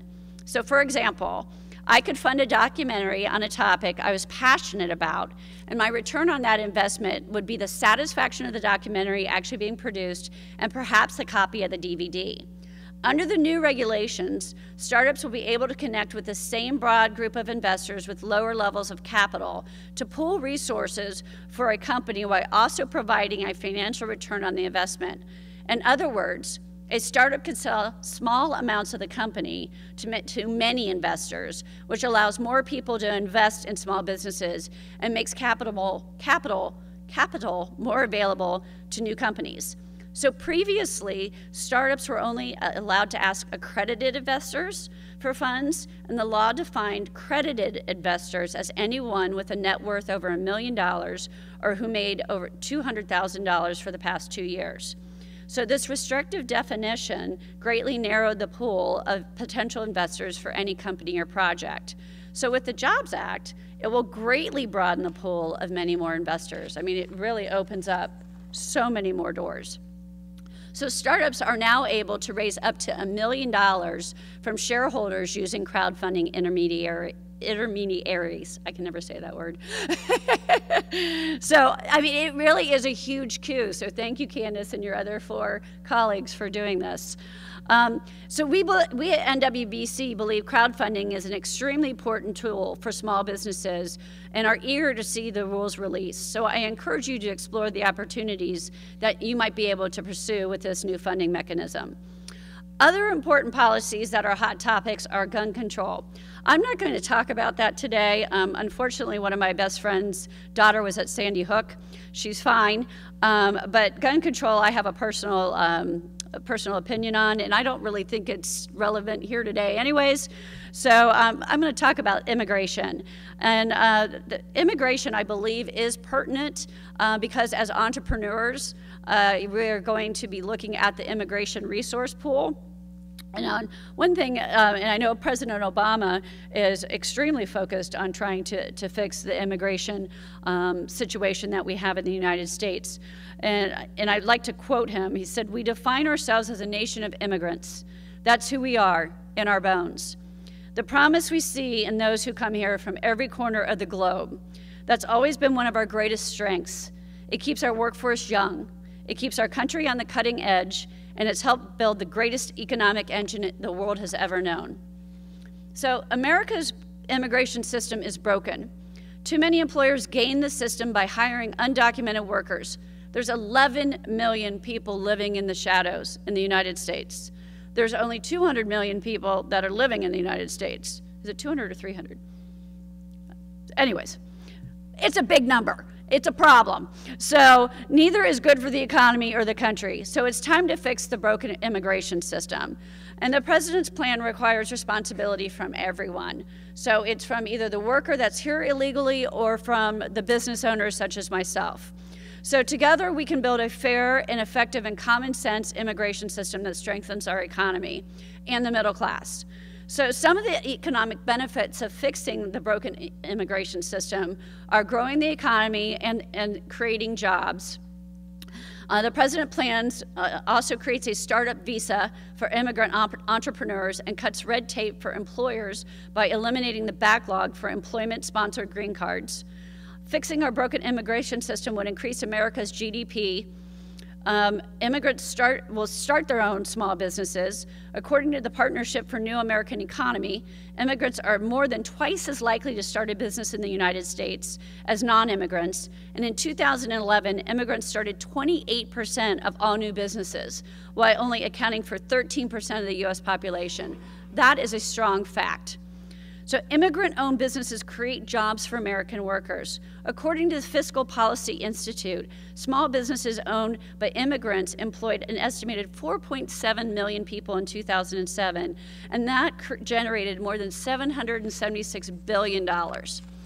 So more than 40% of Fortune 500 companies were founded by immigrants or children of immigrants, which employed more than 10 million people worldwide and generated an annual revenue of $4.2 trillion. And I could go on and on and on with these statistics, as well as these facts. But one thing I do think is important to note is that he also states in here, it's spurring the American innovation.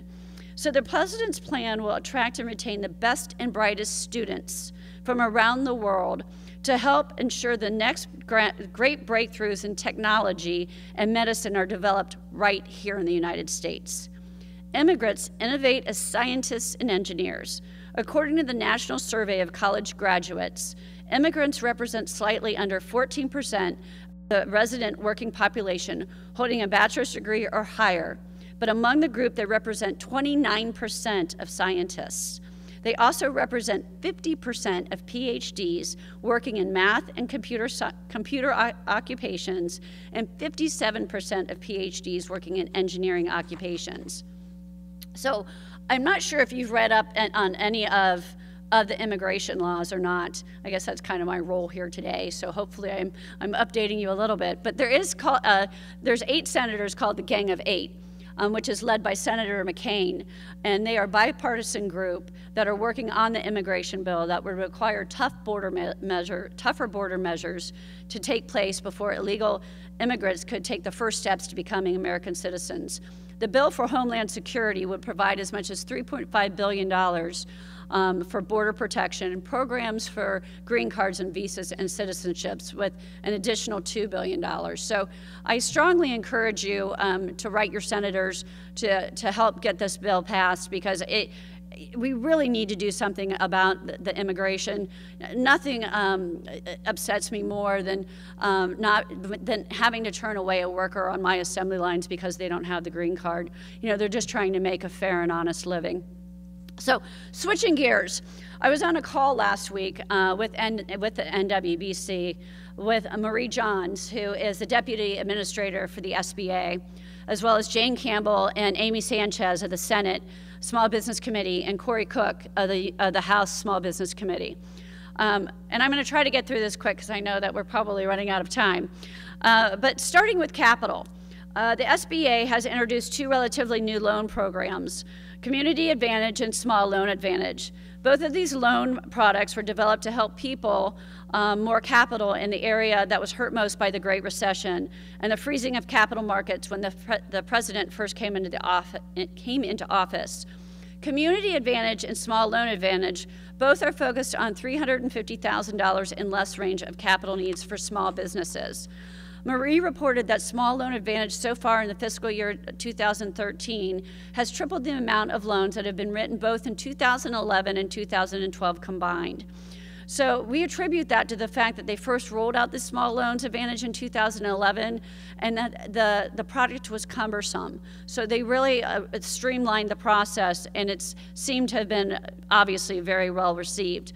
The other one is the Community Advantage, which is really for financial institutions, CDFIs, and microloan intermediaries.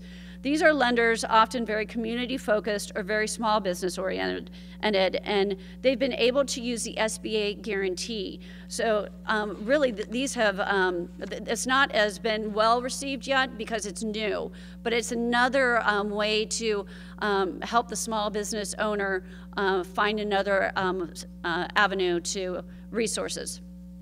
Now, this is an exciting fact, because I know that you guys are probably falling asleep. My sister last night told me that I should say something about people dancing under the Eiffel Tower in Paris, and just to see if you guys were awake.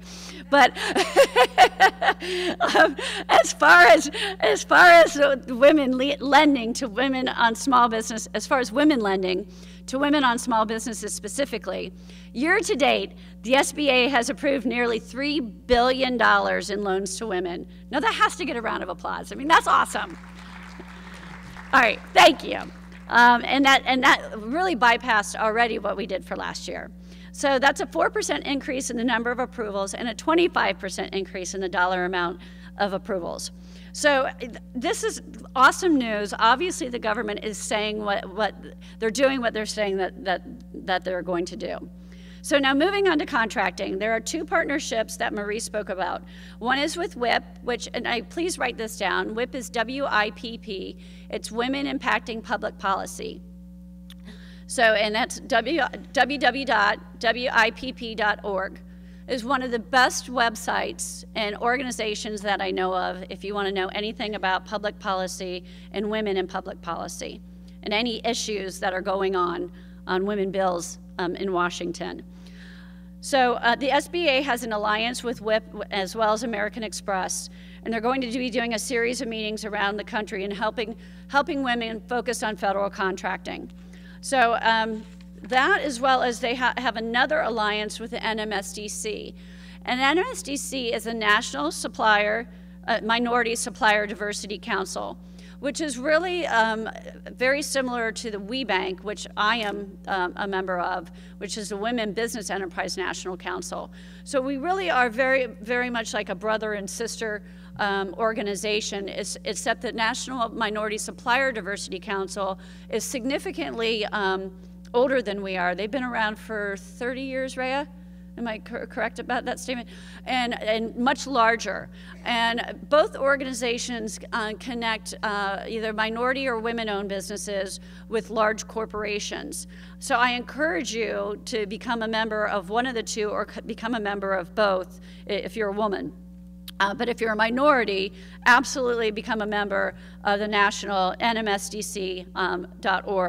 But the SBA has an alliance with them as well to help companies that are 8A and to have they have a program in the classrooms called Government Contracting Classrooms, the GCs.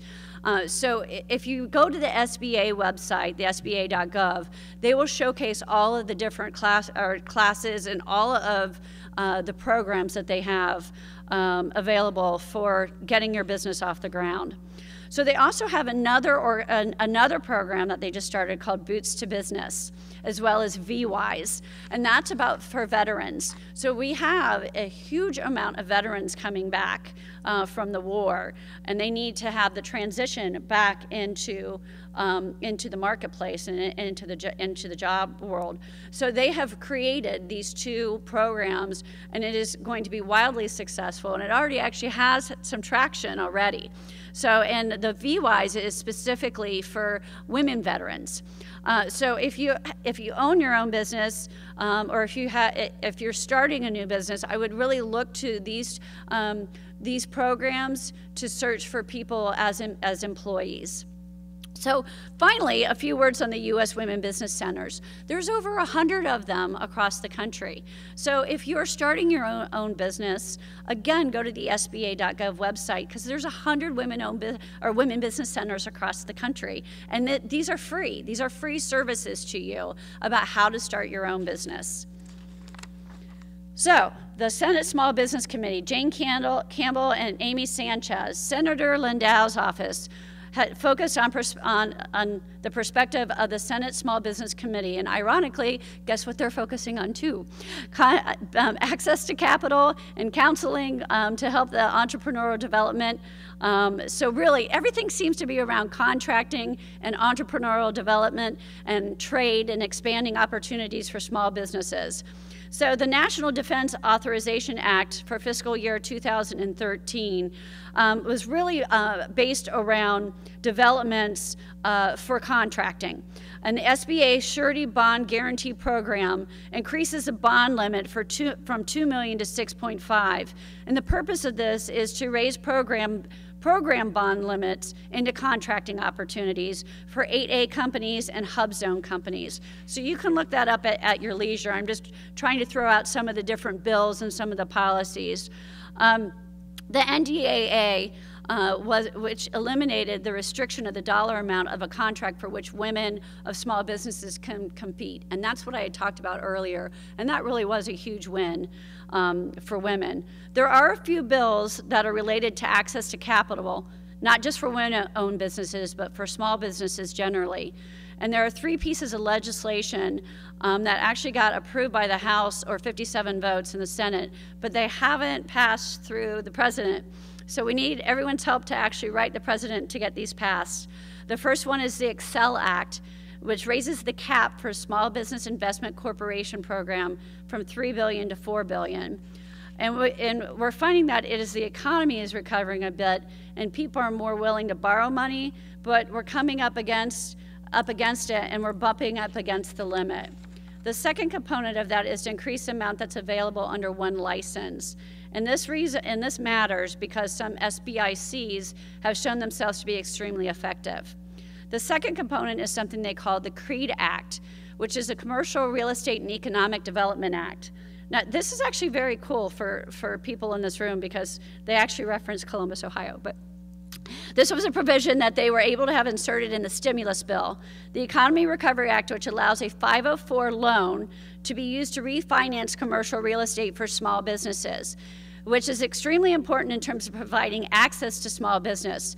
Most small businesses for the real estate, because most small businesses for the real estate loans find they can only get it for a year and has a big balloon payment.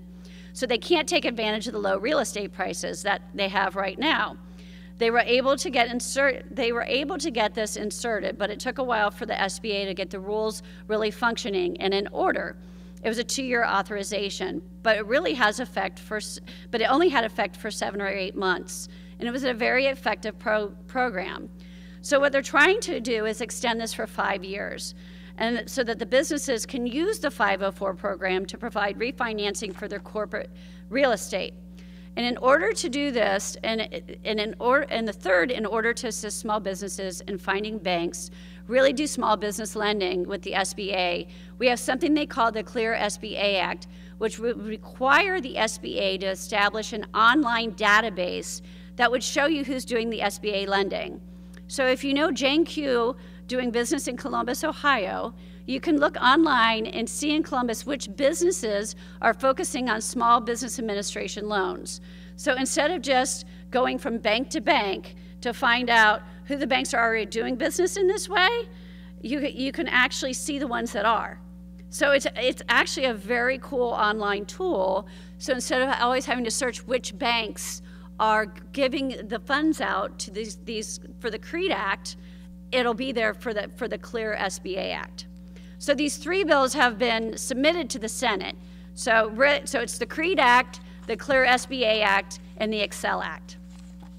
Okay, almost done. So it's the 25th anniversary of the enactment of the Women Business Ownership Act of 1988.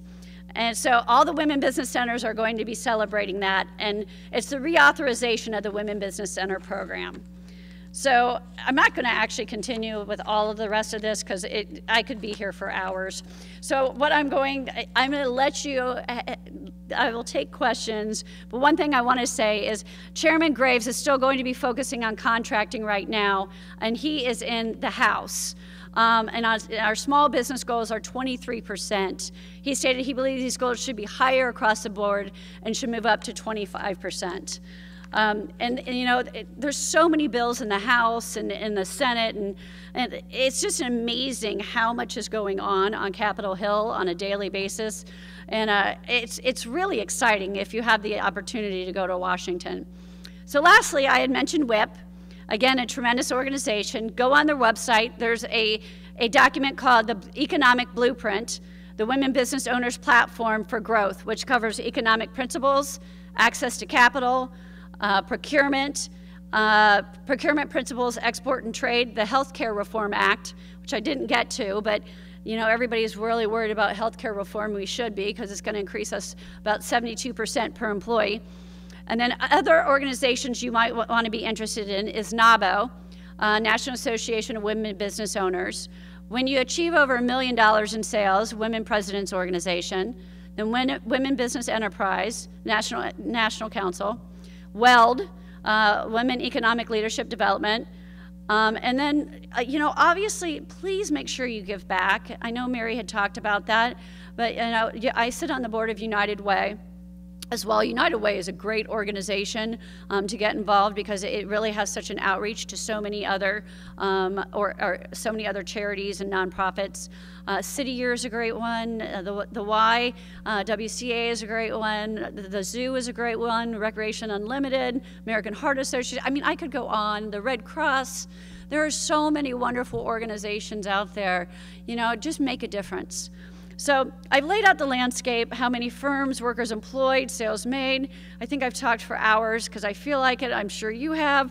So for many business owners, to grow is tied directly to your own personal preferences. So if your goal is to start a business and stay small or hyper local, that's great. So for those of you in the room who are thinking bigger and bigger, consider some of the dynamics that I've mentioned here today, as well as the potential of new tools like crowdfunding or SOMO Lend. There are a number of resources available to you. Take advantage of all of them. You know, I don't even think I went through the slides, so it doesn't matter. But I'm honored to be here. I'm sorry that I talked so long, but there's so much to talk about on public policy. And I hope you learned some today about the government and how hard it really is trying to make opportunities for women to grow, to start and grow their own businesses. So thank you very much.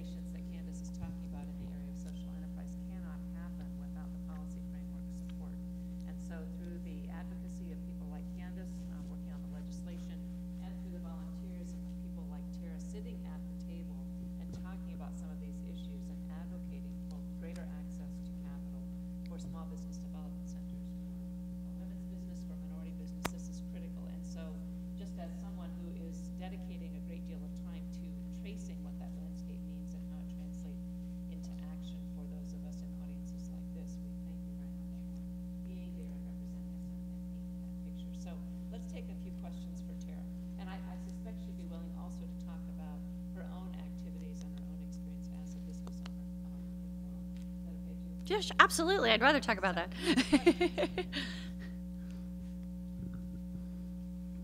Tara, I think the audience would love to hear about the diversity of your own workforce. So if you could speak to that and how immigration impacts you very personally. Oh, thank you, Susan.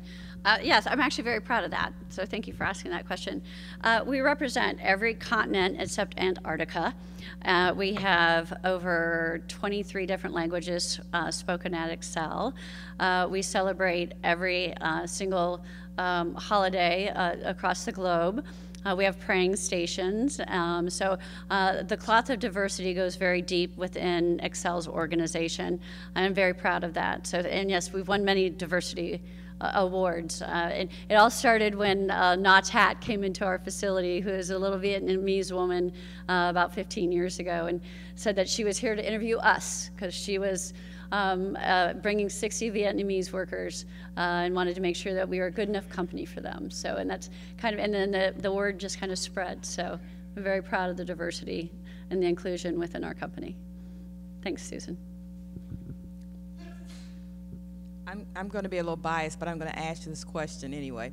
Tara, can you share a little bit with others about, and Candace talked about it too, how being involved beyond your company, all the activities that you've done, how that has helped to grow your company? Oh, absolutely. Well, I think it's first and foremost, you have to give back to the community that takes care of you.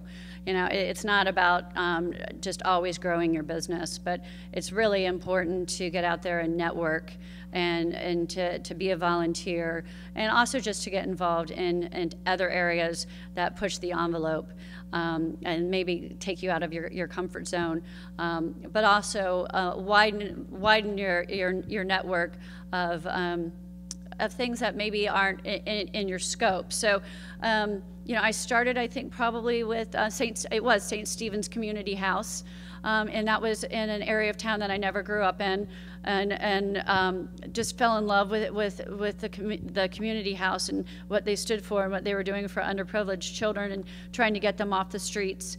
And then it went into the Red Cross, where I met Mary.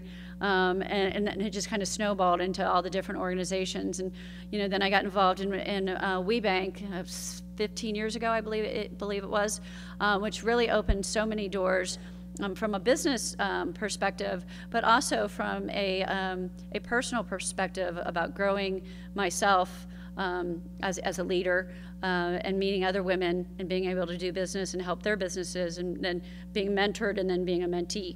So I think, you know, it's really always looking at how you can help other people, you know, but you also have to look when you're young is who can I mentor, but then how can I give it back? So, you know, it's always, there's always a chain, you know, and really looking at, a lot of times people, and I was taught this at a very young age, it's, you know, if you're in the corporate world and somebody asks you to make a lateral move, always take it, even if you're not comfortable with it, because it'll expand your knowledge and it'll expand your marketability. So it may not be exactly what you want to do, but you're really going to learn from it. Always show up, always be present. So, I mean, you may say, oh, God, I really don't want to get out of bed. I really don't want to go to that event. But you would be amazed. It might be that one event that you go to that you're going to meet is Allison or Alice Spears, right? Sparks. I'm sorry, Sparks. So, I mean, it really is. It's about putting yourself out there, and even if you're scared, you always have to take advantage of opportunities. My book was The Celestine Prophecy.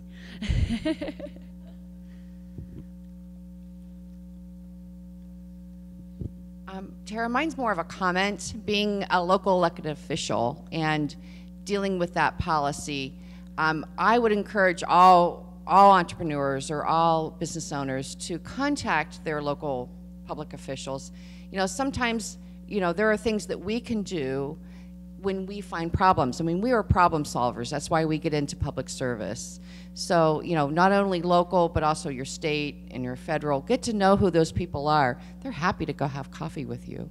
I mean, it is a wonderful, and I just think I can't encourage that enough, that we can solve that problem more than likely. Again, Candace, there is no. We'll find a way to get whatever needs to be done. So, you know, be out there, be that voice. Now, there's a right way to do it and a wrong way to do it. I've had both. But, so yeah, I would So definitely... what's the right way? Give them the advice. The right way is just, you know, present the problem and don't talk about you're the cause, and please don't start an email with you idiot. I've had those. So, you know, there's the right way. Come talk to us. We're all about common sense. I mean, if you've got the problem, state what it is, you know, and just ask to help, you know, how can you help me fix it? That's just the most wonderful question. How can you help me fix this? So, and that's the right way to do it. So, I'm sorry, but I wanted to kind of put that in there, especially since this is public policy. So, I'm going to give it to Renee now. How can they find, which website can they go to that would list all of the public officials? I know the state has one. I'm sure it's anything.gov. So, and in your local, you know, your local city councils, you know, go look up your municipalities, and that's on there as well. Google it, you know, City of Upper Arlington or City of Columbus, and find the right place to do that. So, thank you. that'd be great. Thank you. Hi, Renee Delane of Women Who Dare. I have a focus right now on that 9 to 11-year-old little girl who is hitting the gender wall, the wall of cultural stereotyping that they're bombarded with 24/7. So if the speakers could address this, or if you could address this, if you had an audience now of 9 to 11-year-old girls, what would you say? Oh, to 9 to 11-year-old girls. From, are you saying from the perspective of social media or just in general from what's going on in the social landscape?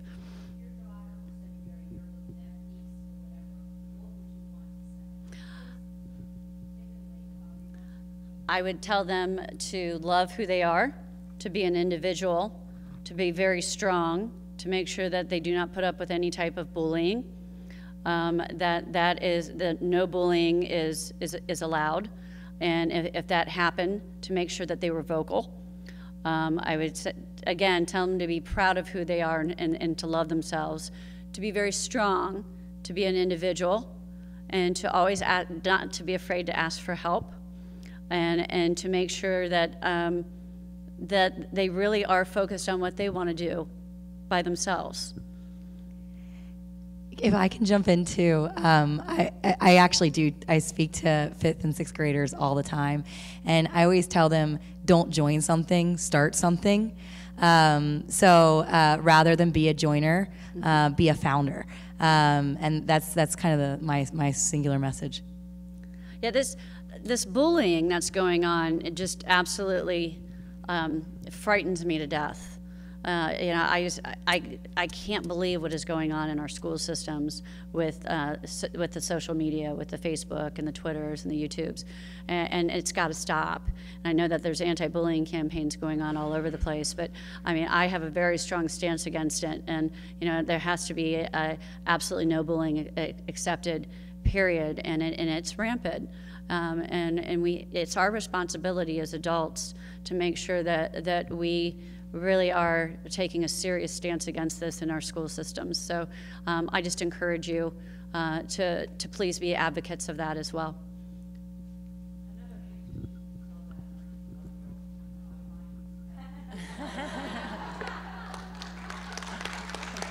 Yes, a fantastic school. I just wanted to add to that. Yeah. Oh, shoot. Well, mine wasn't a question. I just wanted to add to that. I have 2 teenage girls. I have a son, too. He's old and married. And it is a huge issue right now. And there's a wonderful nonprofit called Rocks. Yeah. And it is solely focused on that. And I think if we can teach our children what an unhealthy relationship is, and sometimes frenemies are some of those most unhealthy relationships. So I just wanted to add to that. It's a very strong passion of mine.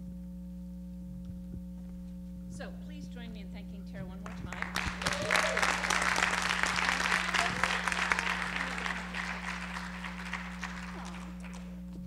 We just have a small token of appreciation. We really appreciate the framework that I think worked today in terms of Candace telling that life story and how to make things happen and how to make things happen for a cause and how to do it well in the process.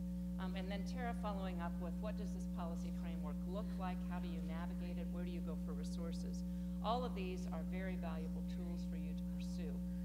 And I want to thank them for sharing their comments today. I also want to share with them a small token from Otterbein. We have a practice of giving people a journal in which they can keep great ideas that emerge from their discussions and their experiences on campus.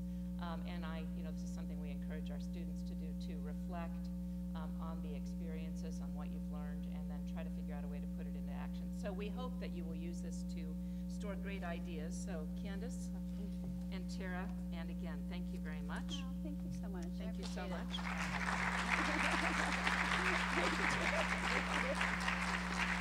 Thank you. And now it's time for us to prepare for the World Cafe. So get your sheets out if you've got some ideas and insights there that you want to take with you to the World Cafe. The World Cafe will take place down the street in the campus center, and we will be having Joe DeLoss will be our facilitator for that session. It's time at the World Cafe to take the ideas and the opportunities that you've heard Candace and Tara talk about and try to come up with some action plans for your own organization, for your own group, maybe to start one of those actions and get it underway. I also would invite you to, again, follow up with Steve. Emerald Bank is here. We have a banking expert who can answer some of your questions and perhaps put you in touch with some of the materials and resources you might need. But I really invite you, this will be small group conversations, it will be casual conversations. I'm supposed to say to students, don't forget, there will be raffles, prizes, and food. If we head down to the campus center, then we'll take the next step. We'll pick up there at about 11:15. So thanks so much, and we'll see you down there.